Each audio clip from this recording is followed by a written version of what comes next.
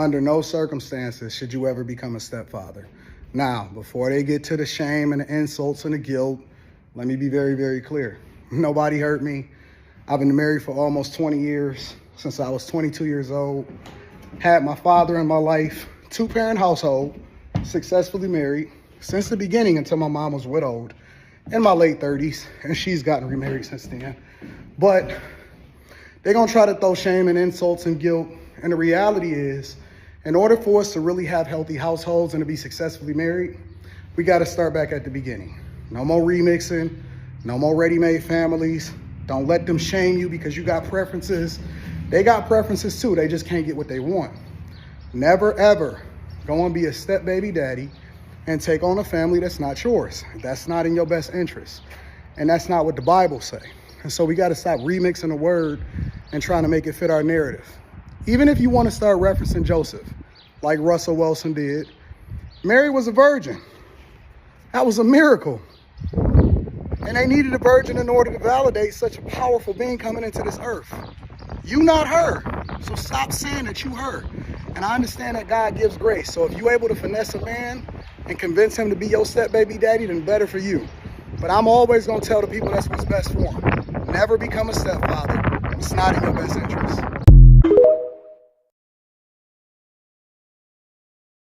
So there is this video of Anton Daniels going on a rant against a couple people from 8 at the Table, and I guess Keita Rose from Sunday's Conversation, and other people, and they brought this they brought this topic up on single fathers. And basically, to keep it short, Anton Daniels says, "I will never be a single father." Basically, there's no benefits in it. Now, and a lot of people, from what I've seen, a lot of people agree with it because, there's a lot of stepdads. And, there's been, I've seen some of the stories. I'm pretty sure you've seen some of the stories where the stepdaddy probably done raised the kids that's not his and raised them like they were theirs. And then, like, I've heard all of a sudden they still want to meet their father. Or let's just say the woman gets married and they want their biological father to walk them down the aisle. But their stepfather was the one that raised them their whole fucking life. I've seen, like, you don't see no. So other people feel like, especially if they're young boys, that the man should have say-so about the kid. And the woman usually coddles the son, especially if it's been just them two, and I can see that also. So what I'm going to say, and how I feel about this, and I want to preface that I am coming from a place of an anomaly. Like, I want to, like, I could say, like, my family is one of the exception to the rules, and I understand the exception, those who make the rules. And I'm getting all that, but I do want to tell people, like, the positive side of raising, because my father did it, not for me, but for my older brother. My older brother, before I was born, my father would messing with my mom. She already had a kid.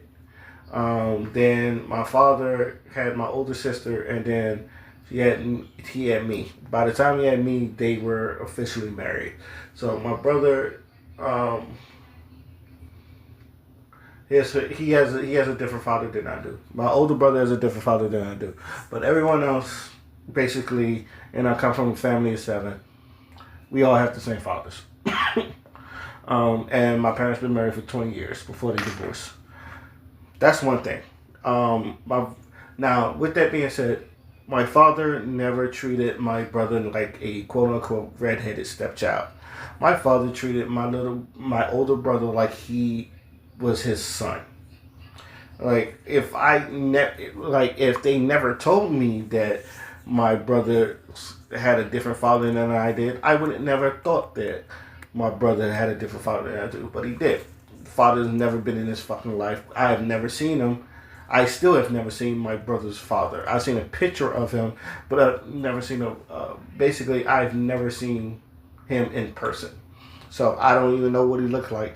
He could walk down the street and I could walk by him. You know, I could probably say, I don't know this man. He walked by me. Still to this day, I wouldn't know who the fuck he is. So, but, interesting story. I was 20 and I was about to go into, I was either already in the Navy or about to go into the Navy. And my mother came to me. And she was like, your brother's biological father hit me up on Facebook and asked about Garrett, my older brother, excuse me. And I was like, really? Huh. Yeah, he's like, does he know? He was like, no, I haven't told him yet, but I don't know if I should or not. I was like, and to me, I was like, you should go tell him, I guess. Because, like, I don't, like, growing up, I guess, look, growing up, I've never heard my brother actually talk about his biological father or, like, if he ever knew who his biological father was. So I don't even know if he had those questions, nor if he had those thoughts. Like I said, my father basically raised, like, to this day, my father and my older brother are close. Like I said, you'd have thought that my father, like, his father was my father. So there's no beef in that. With that being said, you know, she ended up telling him. They ended up meeting. And I guess, you know, they hung out, and then his father did some bullshit, and my brother never spoke to him again. As far as I'm concerned, he never spoke to him again, because I guess he did some quote-unquote bitch shit. I don't know. I shouldn't even say quote-unquote, but that's as far as I'm concerned. So, yeah. Now, with that being said, my father kept them out of jails many times. Yes, they've had their wars. They had their hard-headed, you know, they've had their arguments and all this stuff. My father had to put him in this quote-unquote check him a couple times. Because you know what happens when you're a teenager. You start to smell yourself, and then you get to a point where you challenge your father. Courtesy of being a middle child, you get to see this shit and you don't do it. So I never had to go through challenging my father. My brother did. And it didn't go well for him half the times. Now, with that being said, to this day, loves him like it's his own. And you couldn't tell him different. It's like, they'll tell you that's you know, my older brother goes to my father for advice, all this stuff. My father give him advice. You know, the whole nine. The family core, our core family is tight. Like the grandparents is tight. You know, everybody talks to each other. We have a rapport with, everybody has a rapport with everybody. We have our own group chat that, you know, the family talks to each other. Now, being that all that made, I understand not all family goes through that. Actually, what I understand that I am the minority of successful stepfather. Other than what, if you could say what other successful stepfathers and all that other stuff, you could say Shaq, because the way Shaq talks about his stepfather holds him to a high regard. And I'm pretty sure there are other stories where it's just like my step-pop stepped up, because I think even one of the dudes that ate at the table had that. My step-pop stepped up and he showed me how to be a man and all that other stuff, where he was like, my actual father was a bitch-ass nigga or some shit like that. Now, I do understand. Now, with that being said, I do understand that, yeah, some women are just like, their son is king. You ever remember the whole thing of my son is king, and they had that haircut like my son is king? Yes, because usually if it's them by itself, you're mostly connected to your mother, and you're very, very close to your mother. The whole nine. So it's harder for you to, you know, try to tell your son. And then most of the time with, you know, it's easier when they're young. Let's just say that. It's easier when you're young. Because like I said, my father married when my brother was 5 and I was still in the womb. So my brother was either like 4. My brother was 4 and I was still in the womb when my parents got married. like from what they told me. So from 4 to the age he is now, he's been in his life, and that's easier because, like I said, he was a young kid. It's not like um, he's a teenager and like you have to raise him from being a teenager or that other stuff, or even an adolescent kid. It's like most like 8 when they can comprehend words and all that other stuff. And, like even then, like the comprehending words. And sometimes, yes, sometimes you get those people who's just like, yo, you're not my real father, you're not my dad, and all that other stuff. So from the outside, and then I guess the data, single parents and single, like if,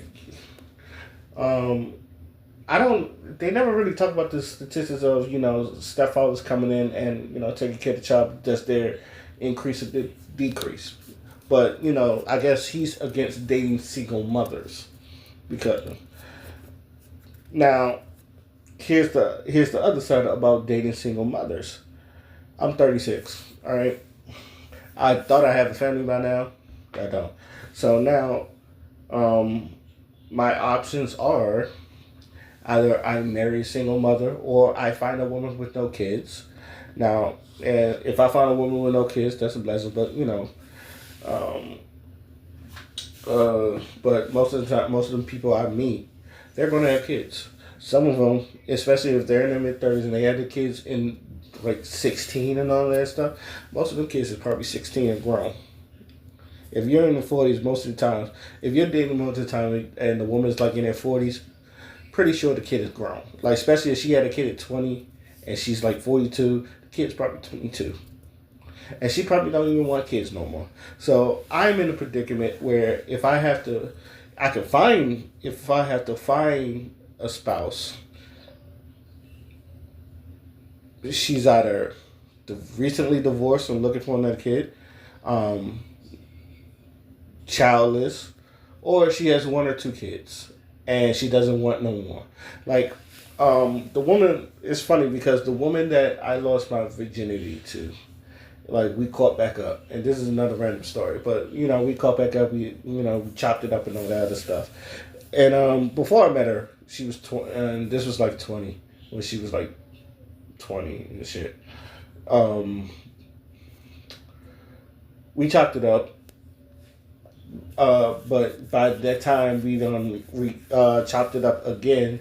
She already had about 1 or 2 kids, and and them kids really did a number on her to where if I'm correct, she almost died.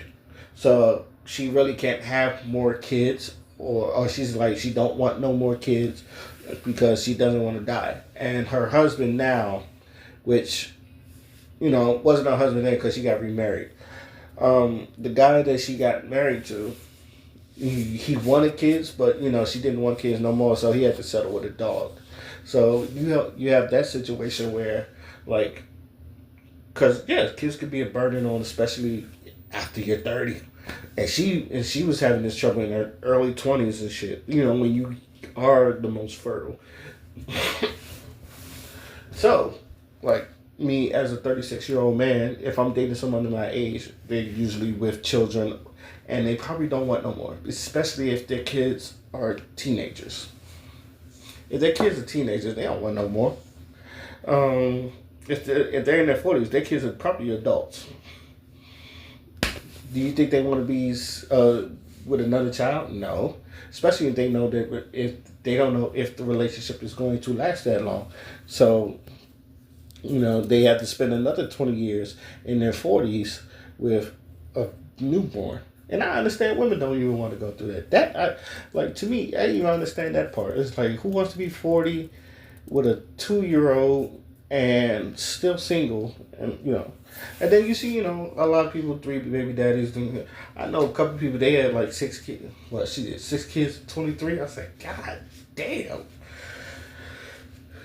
So, so if I had the option to date, even if I have the option to date a woman, my best bet is to probably date younger. And a lot of women my age don't like that because, the fertility and youth, and it's, even if you do have baby, it's strenuous to your body and all that other shit. So it's a lot of things that go through that. So most of the time, you're just hoping to find the best mate. Now, let's say you do end up with a woman that has a kid, and y'all hit it off, and you want to do marry her. You have to have that discussion. It's just like, what am I going to be with the child? Because yes, the child already has a father. Some people don't really want to look for a father, but at the same time, if I'm going to be in the house, I know I got to be, and you want me to be a protective provider, that means I have to provide for the kid too. Now, when it comes to, and this is the thing, it's just like, no man wants to go smack upside the kid's head, but at the same time, you do kind of want the respect, especially if I'm protecting and providing. This is the last thing you need is some snot-nosed kid mouthing off on you, and you can't do shit about it. Now, the one thing, like, my brother did mouth off on my father, but my father, he was able to do shit about it. And he did. He didn't give a damn. Because, and from the stories I heard, when my brother was young, he was disrespectful to my grandmama, to our grandmama. I don't even say my grandma, our grandmama. And my father, one time he had to drive up. We was living in D.C. and my little brother was staying with our grandparents that then lived in New York, and he was disrespecting her. My father drove from D.C. to New York, got my brother, and handled him, let's just say, per se, and told him never disrespect your grandma like that. I don't give a damn who you are. And my mother understood. It's just sometimes, I don't think men want to plan on, and ladies with kids, I don't think men want to plan on going upside your kid's head, but at the same time, there's got to be respect there from one man to another. And even if you like, because there's two different relationships, because it's the relationship with you and then there's relationship with the child. And depending on how the child with you in the relationship goes, sometimes that could be either more detriment or, more intertwined, I guess the word I'm looking for. I don't know the word, but depending on how he sees men, and if he's a positive male figure or not, he's going to be looking at that, because now, not only that he has to respect him as a man, you got to respect him as an authority figure, because like we said, if it's usually his house, he's usually going to try to get run by rules. But women don't like to, don't hit my baby, don't hit my kid, you ain't got no permission. And then if the father's still in life, he's got to be like, yo, you got to have that rapport with that one. It was just like, you don't touch. It's usually like, don't touch my son. My son acts out, you call me, or some shit like that. But sometimes you want to handle this shit yourself. And like I said, not saying that you want to go upside the kid's head, but the kid at least have to have some type of respect for you. So you gotta ensure that you gotta enforce that type of respect. So, and most people don't want to go through all that drama. Because that's why a lot of men don't really want to date single mothers, because they don't want to go through all that drama. And why do that when I could just have a family of my own? But overall, and I will say this: if you find someone that you feel like you could build a family with, or you could just move in and be a stepfather and step up with all that stuff, make sure all your ducks in a row. Make sure you dot all your I's, cross your T's, and make sure you've had the right conversations to understand how it's going to be going from there. Because if you don't, there's going to be a lot of misunderstandings, and there's going to be a lot of drama that doesn't need to be drama. So let me know what you guys think. And for those that's been in these situations, how did you deal with it? Till then, my name is Oskino Fly, and I'm out. Peace.